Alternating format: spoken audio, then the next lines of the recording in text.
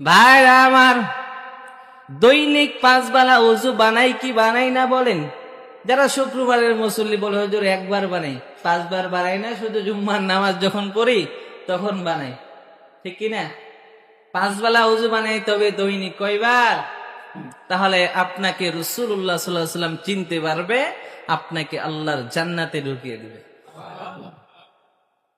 রাসূলুল্লাহ এর পরে বললেন, ওয়া আনা ফারাতুহুম আলাল হাউজ, আর আমি হাউজে কাউসারের সেখানে দাঁড়িয়ে থাকব।